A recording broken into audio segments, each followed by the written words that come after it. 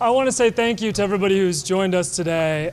We are gathered here at lunchtime in the Bertha Knight Landis room to celebrate what we hope will be the final passage of the next to last step in what has been a nearly 4-year council process. There are so many people to thank for being here, but before I go through the thank yous, what we're really doing here today is getting very close to the final adoption of our Mandatory Housing Affordability Program, which is a program designed at its heart to create more funding for affordable housing. The amendments and legislation that we're planning to adopt this afternoon will implement zoning changes in 26 neighborhoods and will result in the creation of nearly 3,000 units of affordable housing over the next 10 years at a time when the city desperately needs it. And we need it and know that it's going to work because over the last several years, as we've adopted the MHA program in 6 different neighborhoods throughout the city, we've already started to see the benefits. Just in 2018 alone, the city was able to distribute more than $13 million worth of funding for affordable housing thanks to the MHA program. And we also have done some analysis that leads us to suggest that over the last year, because of the delay in implementation of these citywide zoning changes, we've lost almost $100 million worth of funding for affordable housing and nearly 750 units worth of affordable housing. This coalition has been a broad coalition from the beginning when we started more than 3 years ago, made up of representatives of the affordable housing community, the labor community, the business community, and just general citizens. And we've got a great subset of those folks here today to share some stories with you. The first person I want to introduce is Natasha Hunley. Natasha is a community member who lives in Bellwether's affordable housing village in the Wallingford neighborhood. And she's going to share some stories about how living in that community has made a big difference, not only in the life of her, but also of her children, as we all try to make sure that this city stays affordable and is accessible for everybody. Natasha, please. Thank you. Hi, thank you. So my son and I first moved to Wallingford in 2009 when he was in kindergarten, and now he's in 10th grade at a local high school. And he's had so many opportunities growing up right in Wallingford, right by the Boys and Girls Club, affordable childcare at Boys and Girls Club, but also he's a participant in the Keystone program, which is a really important volunteer program for the Wallingford neighborhood. I work in social services and have never made that much money, but I'm following my passion of serving my community. And I would not be able to live in Wallingford if it weren't for affordable housing. Market rate rents have skyrocketed even since we've lived here.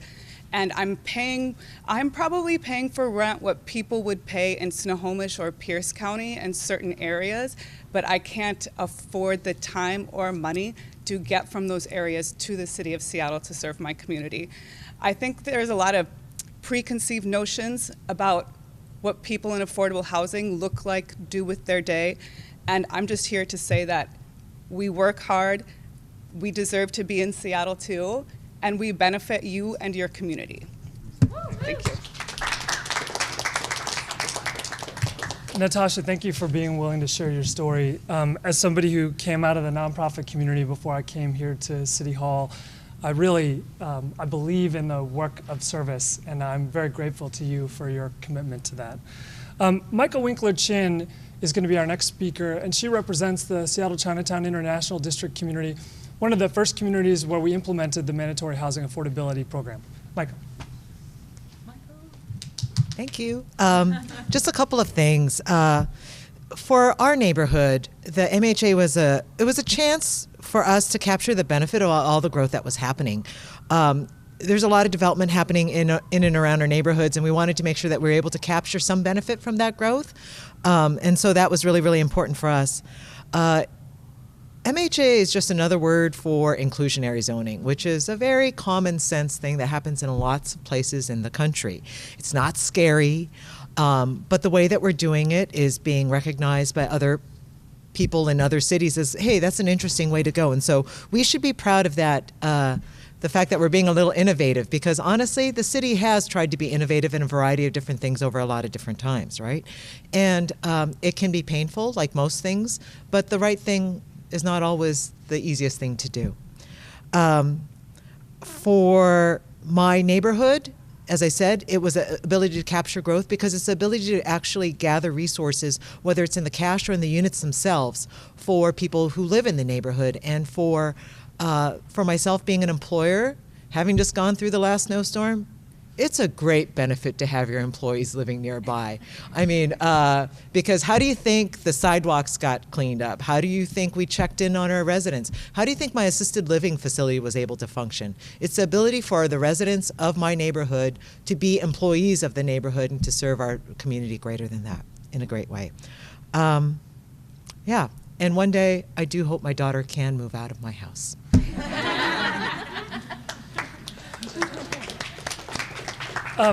This isn't just an issue that we deal with here in Seattle. It's a widespread issue all throughout King County and throughout our region. Polling has shown time and time again over the last several years that affordable housing is the #1 issue on people's minds. And to speak more about that, we've got Patience Malaba from the Housing Development Consortium. Patience. Thank you. Today, we celebrate the committee vote that is coming up from the Select Committee on MHA Citywide. And the reason why we celebrate is that this is an opportunity for us to house more people. For the past few years, you all have partnered with us in highlighting the need, the unprecedented need for housing in our communities. And we all know the solutions. We all know what needs to be done, which is produce more affordable housing.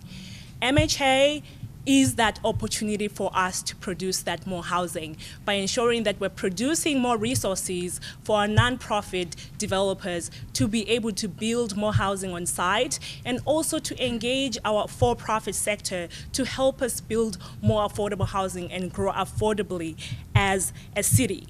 This is an opportunity for us to model and chart a path to be an inclusive community of opportunity for everyone. And we can only do that if we're tackling the issue of affordable housing head on, which is what we are doing with MHA. So we are very thankful to Councilmember Johnson, Councilmember Mosqueda, and Councilmember González. And there are others on the council as well who are really willing to take up this opportunity and ensure that we're producing as much housing as this program can get us to. Thank you. The MHA program that we're slated to adopt out of committee today has been more than 3.5 years in the making. But it came out of a several month-long set of discussions co-led by our next speaker, Faith Lee Pettis, as part of our housing affordability and livability agenda. That agenda set forth a series of 65 recommendations, only one of which is the Mandatory Housing Affordability Program. But we're so grateful to Faith for her stick-to-itiveness over the last several years and not only coming up with bold solutions, but also staying with us as we work hard to implement them. Faith. Thank you. Thank you so much. So after 200 community engagement opportunities on MHA alone, which includes 16 urban village design workshops, 5 citywide open public meetings, and 6 evening public hearings on this topic, it's really time to take the vote and pass this thing. We're on the cusp of a really important decision, and I apologize for this analogy, but we're on a bullet train to California. Our future looks like San Francisco right now, but we have a unique opportunity to make a decision to step off that train and decide that we want a different future. That's a decision and a choice that a lot of communities around this country envy us for having. But if we take that decision and decide to be an inclusive, welcoming, open city, we'll change our course and we will be a different city. So right now, this city is going to grow whether or not MHA passes. And that's something that's really important to understand. It's growing. MHA is not causing the growth. The city is already growing. The question is, are we going to demand that as we grow, we include affordable units in that growth or not? And this is the opportunity to do that. So we need to insist that we get those affordable units, and we need to insist that we get the maximum number of affordable units that we can. So I'm really excited for today and for the Select Committee's decision on this, and I would urge them, with the leadership of our council members here, to really insist on the highest number of affordable units we can get. Thank you all. So whether you're a teacher or an iron worker, or whether you are involved in the home healthcare industry or in other parts of our labor community, we are grateful to you for your work and your service. We also know that you represent a lot of the glue of our community. Like nonprofits, folks in the labor community are oftentimes the middle class that is being displaced from the city of Seattle as our prices continue to go up and up. To talk more about that, we're privileged to have Nicole Grant from the MLK County Labor Council. Hello, thanks to all the professionals in broadcast and print communications getting the word out, telling the MH story today. My name's Nicole Grant. I'm from the Labor Council. We represent 150,000 union workers here in King County, and we've been fighting for MHA from the beginning. People have talked about this policy a lot as a policy that's about buildings. But I want to reframe MHA as a policy about people, because we all know that King County is growing and that workers are coming from all over the United States and all over the world to be a part of what we've got going on here. Workers are coming to work in tech, in aerospace, and beyond. And this is our opportunity to take that growth and make a decision that we are going to be a welcoming city. So in that note, Labor is going to be celebrating the opportunity for our members to finally have access to good housing in all of Seattle's neighborhoods. Next, I'm pleased to introduce Councilmember Teresa Mosqueda. In the year plus that she's been on the council, Councilmember Mosqueda has been a strong voice for those who are experiencing displacement in the city, and yet at the same time a strong voice for expansion of housing choice, proving that those two things don't need to be in conflict with each other but can be supportive principles. So please, Councilmember Mosqueda. Thank you. Well, good morning. I am so excited to be here. I'm excited to be with entire Seattle and this delegation of folks who've been fighting to make sure that we can have this vote and this day come to fruition. I want to recognize the years of work that it's taken to get here. Chair Johnson mentioned that it took 4 years and longer. Members of the community have been pushing for us to take action on inclusionary zoning, asking the city of Seattle to do, as you heard from Maiko, take the action that many other cities have already done by passing an inclusionary zoning program. Today, your advocacy, your persistence, your demand has paid off. We take action today to make up for lost time, for lost lives, and for lost neighbors. Because Seattle has not built the housing that we need or allowed for additional housing to be built across our city, we have seen our neighbors pushed out of Seattle and pushed into the streets. Today is one small piece of the puzzle to create the housing stock that our community needs to be able to address the growing population in Seattle. This action comes after years of predatory legal delays, after decades of downzoning that exacerbated exclusionary land use practices, and after almost a century of the consequences of racist redlining and segregationist lending policies. That is the action we are beginning to address today. It is long overdue, and it is just one piece of the puzzle that we are trying to do to correct historic wrongs. We are changing, however, only 6% of our land in Seattle. 6% of the land that is currently zoned for single-family use is what we're talking about. As we heard in the wee hours of your hearing the other night, thank you for chairing, Vice Chair González, we heard that while this is a small step, it is a critical, important step that we make to address what our housing advocates, labor advocates, businesses, environmentalists, transportation advocates, and residents of Seattle have been calling for years, which is to make sure that we actually create the housing that we need, grow our urban villages, and look at it through a racial justice, social justice lens to create more housing across our city. We heard from affordable housing advocates and folks who are human service providers like Natasha, who talked about the need to make sure that those who are serving our most vulnerable to find a place in Seattle can also afford to live in Seattle as they are doing their job as social service providers. The truth is we simply do not have enough housing in Seattle, and we don't have the zoning policies in place to meet our city's needs now or into the future. So today we are taking a step. We are trying to right historic wrongs. We are trying to maximize affordable housing, and we're trying to increase access to some of our neighborhood's most asset-rich neighborhoods and do it in a more equitable way. I want to reiterate something that you've heard from these folks up here, and I think the folks who have testified in the hundreds of hearings we've had. Development does not have to equal displacement. In fact, the city's analysis of our own EIS program shows that economic displacement caused by being priced out of the city far outpaces the demolitions of new development. So we can prevent displacement by allowing affordable housing to be built. When we fund communities most at risk of displacement as well as creating our zoning changes, and we put them at the front of the line and we give them the tools and the resources to build affordable housing, coupled with child care facilities and senior care facilities and small businesses and community centers, that is what it looks like to have direction and self-control and site control. And that is what we are going to do later this year as well, to couple the activities that we're taking on MHA. I'm really excited about the work that we have done so far to date.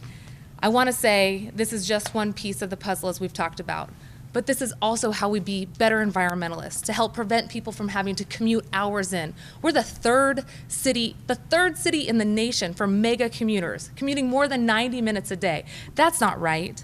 That's not an environmental justice approach. We need folks to live in the city they work. This is how we make sure that we interrupt market forces, the market forces that haven't built low income and moderate income housing. This is how we step up to the plate and live our values. This is how we become the welcoming city that we claim to be. And this is how we make sure that we live our values on a daily basis by not stopping today, but continuing to expand access to affordable housing throughout our city. Thank you so much for your leadership to get us here. Finally, I'd like to welcome up Councilmember Lorena González.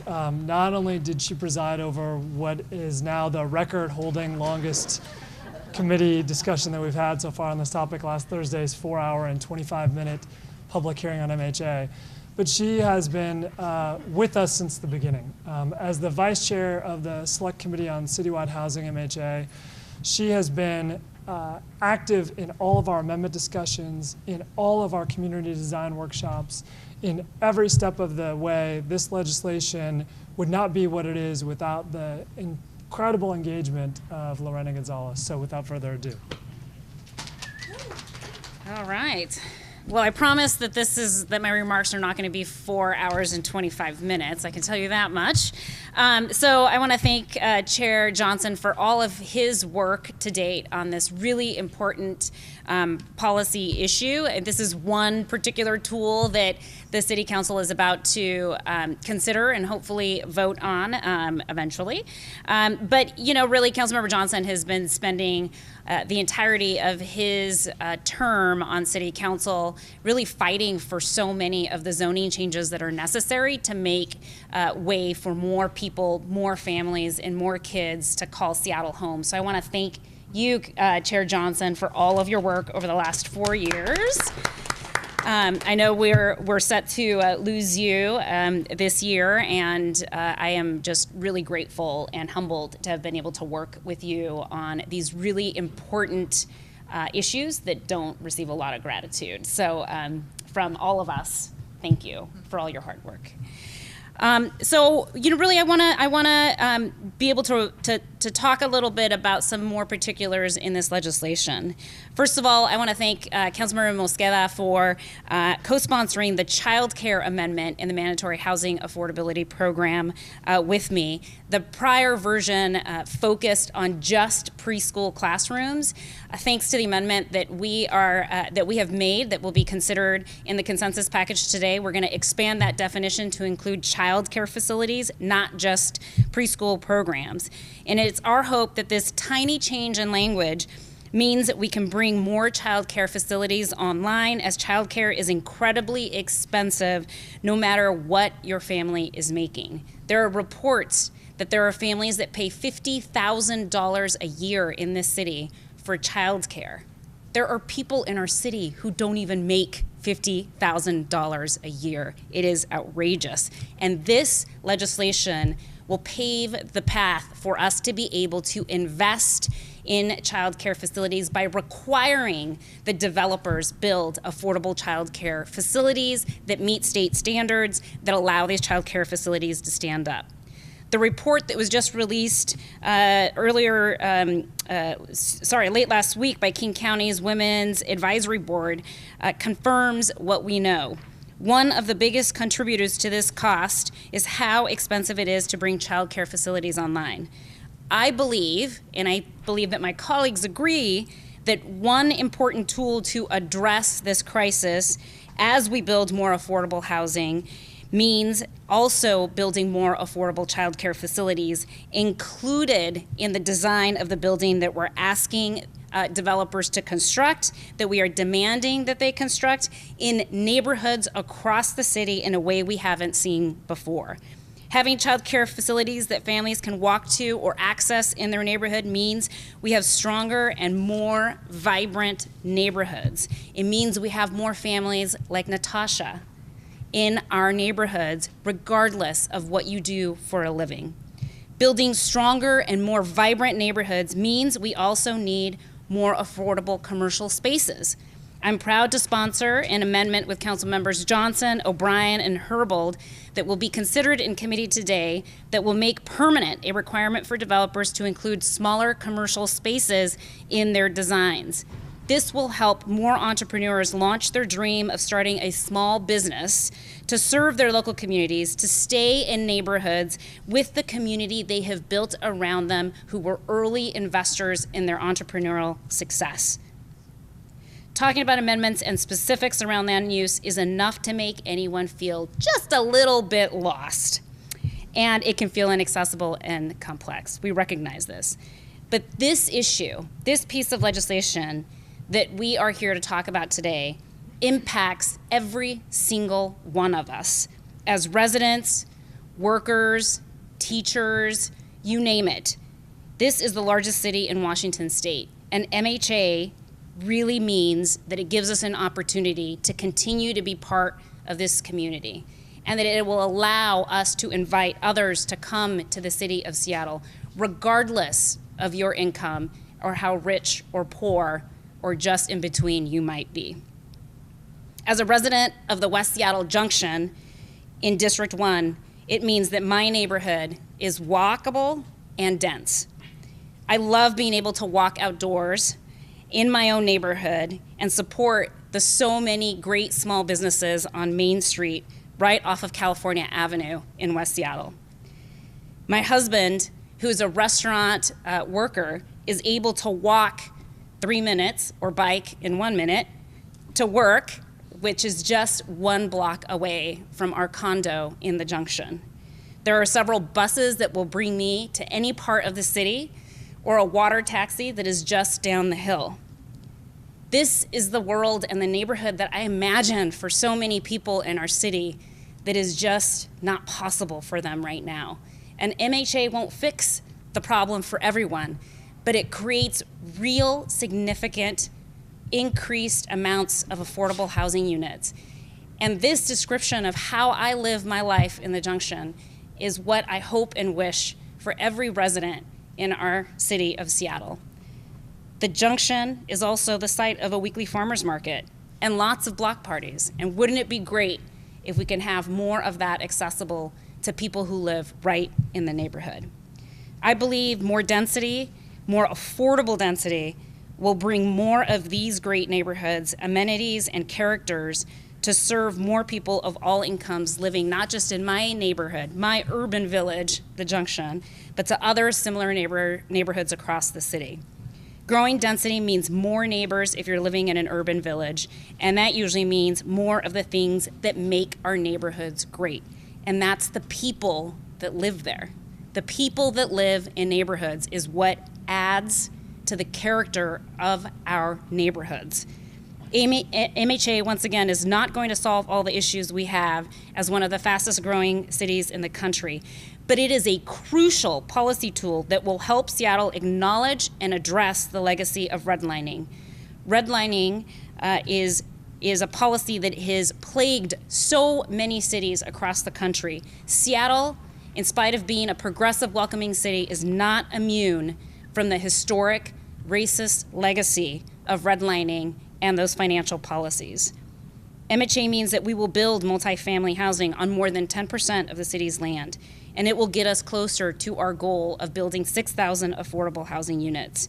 It will help us build a more inclusive city that we can be proud of, that will have those main streets, and that will have those characters in the neighborhood that we will be able to ultimately call our neighbors, our family, and our friends. So I want to thank everybody who's here. Today is a really important day, and I'm really excited to be part of a city council that will stand for our progressive ideals and values while also making sure that we allow space for others to be part of our community. Thank you so much. When I ran for office in 2015 to when I will leave office in 2019, our city will have added nearly 100,000 people. Our neighboring cities to the east and to the south have averaged in the neighborhood of 5,000 to 7,000 people over that same time period. We are experiencing overwhelming growth in the city of Seattle. And as Councilmember González and Councilmember Mosqueda and our previous speakers talked about, MHA is just one of those tools, but it's a tool that we can use not only to welcome more neighbors, build more affordable housing, but also address some of those other issues, whether that's about affordable childcare, affordable commercial spaces, whether it's about trees, whether it's about the design of our buildings. This is an opportunity for us, and for me in particular, who's a fifth-generation Seattleite, to ensure that my little sixth-generation Seattleites can afford a place in the neighborhood that they grew up. I'm grateful to so many of you who've stood behind us for these many years to get this bill to where we are today. I'm very excited that we're nearing the final passage and can't say enough thanks to so many people for getting us here. I know many of you may have questions for individuals who are part of the lineup today. Unfortunately, several folks have other scheduled commitments, so I think you might have to grab people for some one-on-ones after we've concluded, but unless there's any final thoughts from anybody, I just want to say a big thank you to all of you for being here, and we're so excited to finally be here. Thanks.